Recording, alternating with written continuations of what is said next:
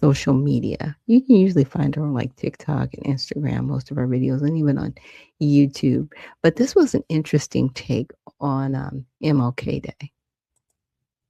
MLK Day, everybody starts the same way with his most famous quote, "I have a dream." And listen, that speech matters, that quote matters. I am not minimizing it. But that's not where my mind goes when I think of my favorite. The quote I keep coming back to is this one. "The function of education is to teach one to think intensively and to think critically. Intelligence plus character. That is the goal of true education." Dr. King wrote that in 1947. He wasn't a symbol yet. He wasn't a holiday yet. He was just thinking, writing his ideas out in a paper called The Purpose of Education. And honestly, that line feels way more relevant right now in the times that we're going through. Because look around, we're surrounded by educated people who just can't think critically. People with degrees, people with credentials. And somehow, no curiosity, no self-interrogation, no sense of responsibility for the harm that they enable. MLK was warning about that. He wasn't impressed by intelligence on its own, because intelligence without character doesn't liberate anyone. It just makes systems more efficient, right? More efficient at exploiting, more efficient at excluding, more efficient at justifying things that should bother us, And now when he says education, he's not talking about test scores. He's talking about whether education teaches you to ask who benefits, who pays the cost, who isn't in the room. And why does all of this feel normal? That's critical thinking. And that kind of thinking is inconvenient, which is probably why we don't highlight this quote as much. I think a lot of people prefer MLK when he's framed as a dreamer. Dreamers don't really require accountability. Dreams don't demand change tomorrow. But thinkers are dangerous, because once you actually think critically, you just can't unsee what's happening. You can't unknow who's being harmed. You can't pretend that neutrality is harmless. And Dr. Martin Luther King Jr., he knew that. This quote tells you he wasn't trying to raise polite achievers. He was trying to raise people who couldn't be easily manipulated, people who could spot propaganda, people who understood that intelligence without ethics is empty. That's why he scared people long before the marches. That's why they surveilled him. That's why they tried to discredit him. Because he wasn't just asking for kindness. He was asking for honesty. So yeah, today I'm not starting with "I have a dream." I'm starting with this. Are we being educated to think? Or just trained to function inside systems we were taught to never question?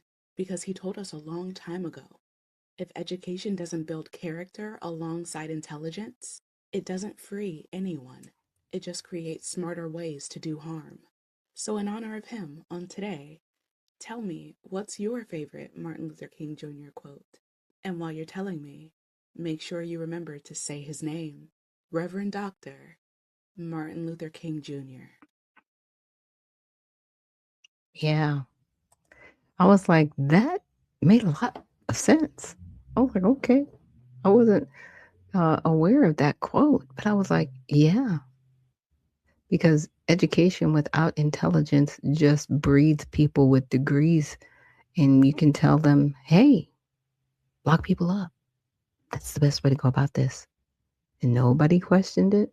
Well, I'm not saying no one. People did question it.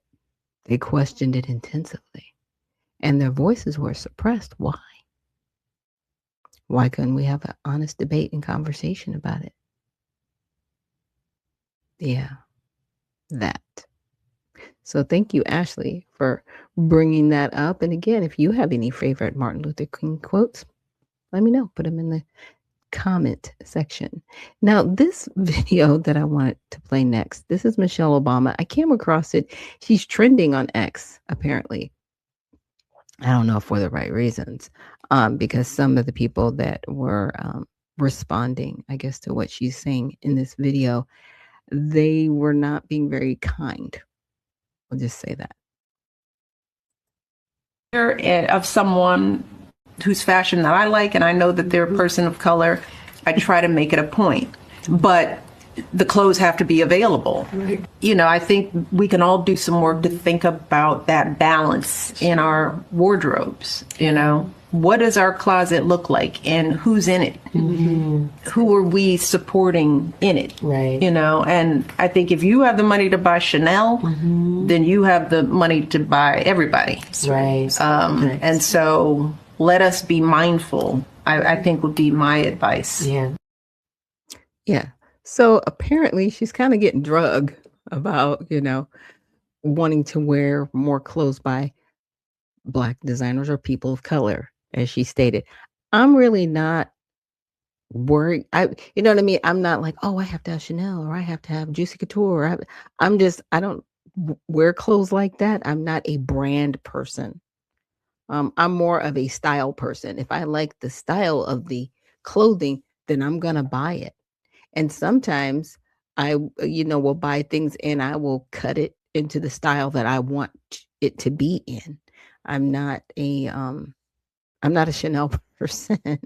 Or what are some other name brands out there? I don't want to date myself and say like Jordache, whatever. Those were jeans, but I was never that person who felt like I have to wear this brand, because I don't really care what people think about me in that respect. As long as I look decent and I present well, I mean, that's what's important to me. I just want to look decent, when I show up to a meeting or if I'm being asked to be at a function or if I'm just, casually around the house. I want to look good. I like looking good. I don't want to be walking around my house looking crazy. But that's just me. But I don't have to have these name brand designers and like knowing who's in your closet. And that was kind of creepy. I was like, I don't want to know who's in my closet. Like, that's just weird to me. It is. It's very weird to me because I don't shop looking for specific designers to buy. I don't really care what I don't care what they look like. I don't care what their background is. Now, if there is an upcoming designer and, we're trying to support this person within the Black community, for example, I'm just using an example, then okay, I can see us purchasing maybe accessories or, the outfits or whatever to support that person, right? To kind of build up their brand. But again, I'm just not that person and I don't care. I don't, like Steve Madden shoes. Like I have some Steve Madden shoes, but I like the design of the shoe. It's not like, oh, I have to have Steve Madden. It's like, no, I like the design of the shoe. I'm more about the design than I am about the designer. I could kind of care less about the designer. I like the shoes. So if I were to find some similar shoes, and I have, by maybe another designer, I'm not buying them for the designer. I'm buying them for the design. And I guess we all shop differently, but she's kind of getting drugged on social media for her remarks on this, and I just find it hilarious in my opinion. But she, to her credit, while they were in the White House, she did make it a point to wear designers that she's stated are people of color designed her outfits for her. So I was like, hey, more power to you if you got it like that. If that's how you get down, right? But I just think it's wild how people are like really blowing it out of proportion. But I just wanted to play that to share that with you guys. Now, this one might get you guys a little bit upset. This is a video from someone who is undocumented. Yes, he's here illegally, graduated from UCLA. So how are you here illegally? Because they try to use undocumented, like, oh, it's undocumented. No, you're here illegally. You're undocumented, you're here illegally. How did you get the money? They gave you money to go to college? Yeah, let's check this out. Right, but I graduated from UCLA. It's right there. And it does matter. The sad reality is that it does matter. It does matter where you went to college. It does matter who your connections are. It does matter where your degree is. It does matter how you look. It does matter. All those things matter. You see, I had a job interview yesterday, and they were like, oh, he's also a UCLA alumni, like a person working there. It opens doors. And that's what people don't understand. It opened the door for me to meet the investors of Grubhub, Giphy, and Snapchat.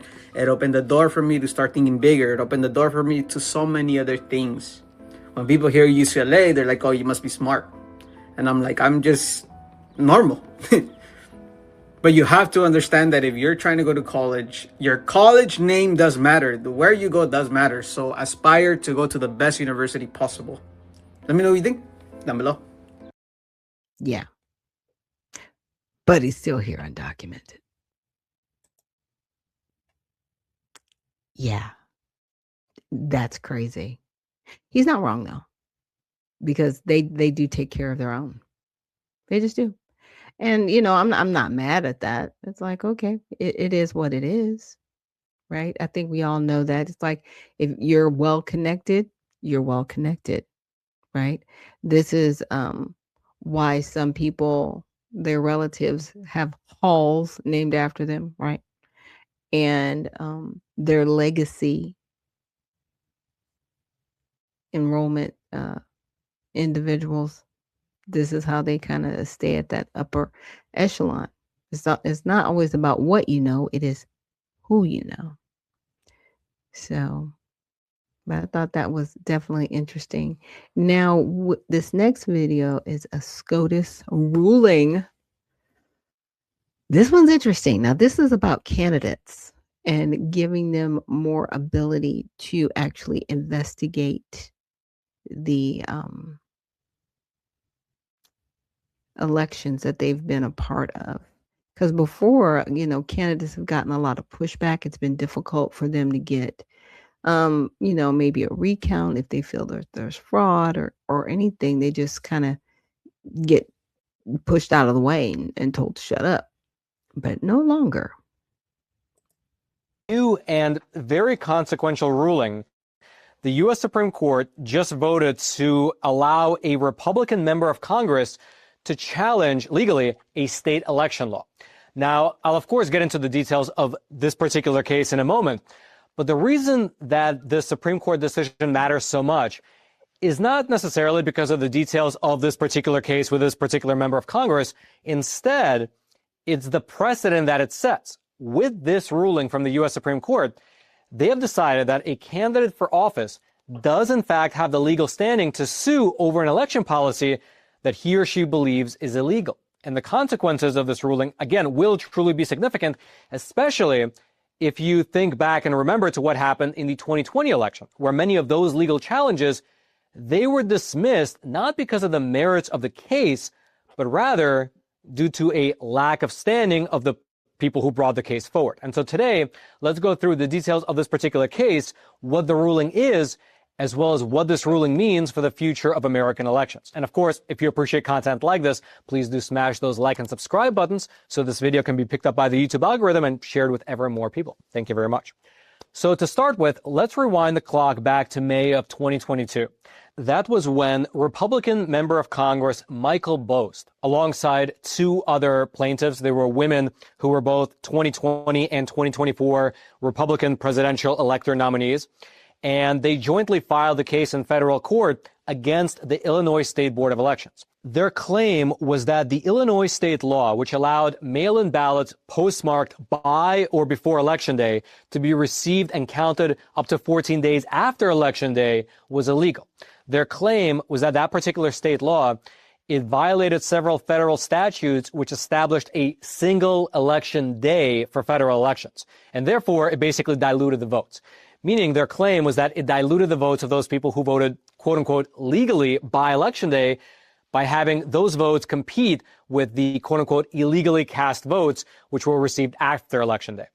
Now, since getting filed in federal court in 2022, the case has been all throughout the system. Within about a year, you had U.S. District Judge John Ness dismiss the case altogether, saying that the plaintiffs in this case, they lack the necessary legal standing to be able to bring the suit forward. Specifically, that judge, he said that both the congressmen as well as the two presidential elector nominees, they lacked standing as per Article 3 of the U.S. Constitution because they could not show a concrete, particularized injury from that state law.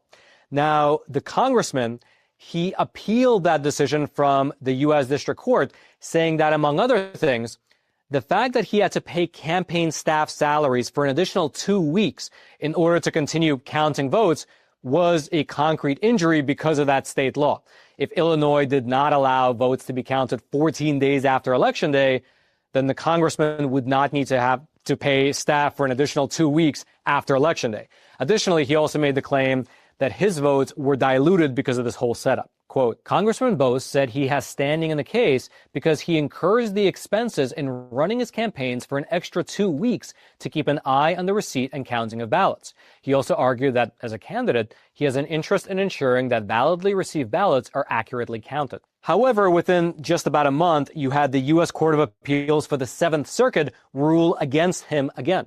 In a split 2-1 decision, which came down in August of 2023, the appeals court ruled that the plaintiffs did lack standing. They basically said that the vote dilution claim was too speculative and that the additional costs that the campaign incurred were self-inflicted, and therefore the congressman could not sue the state in court. Here was the language that the Court of Appeals used. Quote, Congressman Bost had presented a generalized grievance affecting all Illinois voters that was not a sufficiently concrete and particularized injury to support standing. And so, with 2 losses under his belt, the congressman appealed the case once again, this time all the way up to the U.S. Supreme Court, asking the highest court in the land to review the standing issue, the issue of whether or not an election candidate has standing to sue the state election board in a case like this.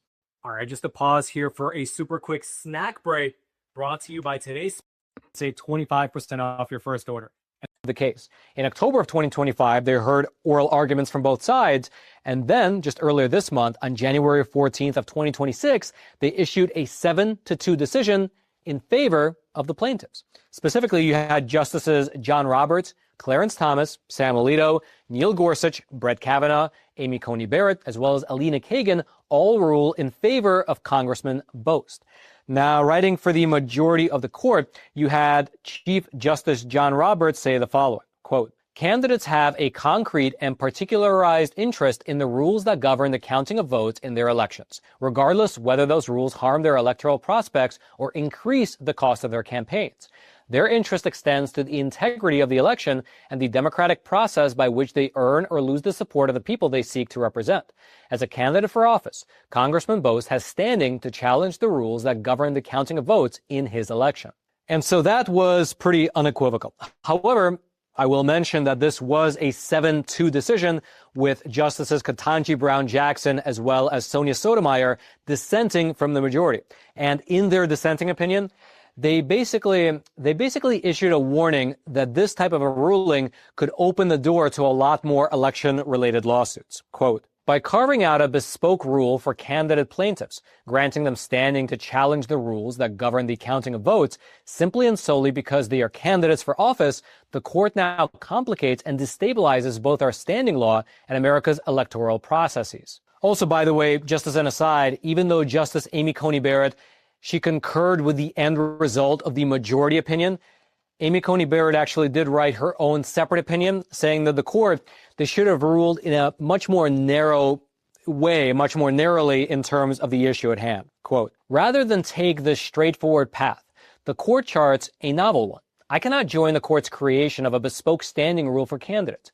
Elections are important, but so are many things in life. We have always held candidates to the same standards as any other litigant. Regardless of this nuance, though, the end result is the same. The Congressman Bost, does have standing in his particular case. Now, very notably, the U.S. Supreme Court did not rule on the underlying question of whether allowing mail-in ballots to be counted after Election Day is constitutional or not. That issue will have to be decided in the future, which it actually now will. Since the congressman has standing, the case has been remanded down to the lower court, where it can, 4 years later, actually begin to proceed. Meaning, the congressman can now move forward with the challenge against the Illinois State Board of Elections. And as you would assume, The congressman's legal team was quite thrilled with this decision. He was actually being represented by Judicial Watch, which is a legal watchdog group. And when we here at the Epoch Times reached out to them for a comment, here's what they got back to us with. Quote, "This is the most important Supreme Court election law ruling in a generation. Too many courts have denied candidates the standing to challenge unlawful election rules, such as the outrageous ballots that arrive after Election Day. American citizens concerned about election integrity should celebrate the Supreme Court victory." Likewise, the congressman himself got back to us with a statement saying the following, quote, "This ruling was a critically important step forward in the fight for election integrity and fair elections. I look forward to continuing to pursue this case as we navigate the next stages of the legal process. It's vitally important that we restore the people's trust in our elections." We also did reach out to the lawyers for the Illinois State Board of Elections, but they have yet to get back to us. Regardless, in terms of the results of this case, for the congressman, it means that he can finally get his real lawsuit to continue. It means that he can go back down to the federal district court and challenge the Illinois state election law, which allows mail-in ballots to be counted 14 days after Election Day. For the rest of us, though, it means that we can all expect to see a lot more election-related lawsuits to be successfully filed in the near future. That's because if you just think about it, before this ruling, many of the challenges against things like mail-in ballots, things like grace periods for ballots that were received late, things like drop boxes and so on, many of those challenges, they were thrown out of the courts because the courts claimed that the people bringing forward those cases lacked the legal standing to do so. Up until now, the courts have basically said that the person suing could not prove that they were personally and concretely harmed by the law in question. However, moving forward after January 14th, any candidate running for federal office, like for Congress, the Senate, or even the presidency, they can a lot more easily file a lawsuit just by saying, hey, I'm running for this election, I'm running in this election, and I have a personal stake in how these votes will be counted. And so again, look forward to a lot more lawsuits being filed in the near future. And one obvious benefit of this is it will allow Americans to challenge the laws that appear to be unconstitutional both before as well as after an election. And therefore, people as a whole can have a lot more confidence and faith in the system overall. On the flip side, though, the downside, as mentioned by those two Supreme Court justices who dissented, is that there might be a lot more lawsuits. Since pretty much anyone in the country can run for federal office, it might really just open the floodgates in a negative way, clogging up the system and perhaps disrupting elections with continuous ongoing litigation. But let me ask you, is that a bad thing? Or if it is a bad thing, is that a price worth paying to allow citizens to challenge election rules that they believe are unconstitutional? Leave your thoughts in the comments section below. I'll be reading through them. Let's rewind. Yeah, I think it's a good thing, mainly because what it's going to create is it's going to create precedent, and you may only need 3 or 4 cases.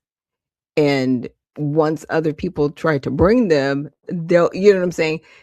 It'll be a matter of the rulings will start to change the behavior of these said election boards, because we should not have election week.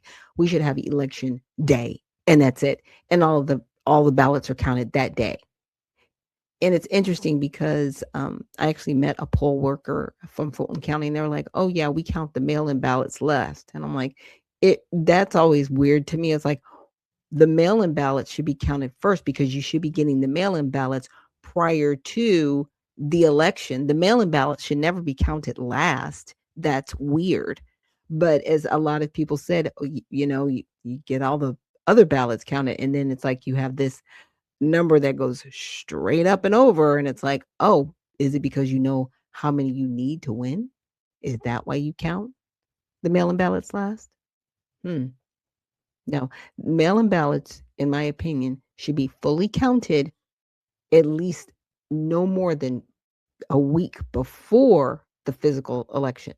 We should know how many mail-in ballots that we have, and there has to be a cutoff date for mail-in ballots if we're going to go with mail-in ballots. That way, anything that comes in afterwards, it's not counted. Now, will that still keep people from cheating? No, because we have people that work in our election board offices that cheat, and they're disgusting. and they need to be rooted out.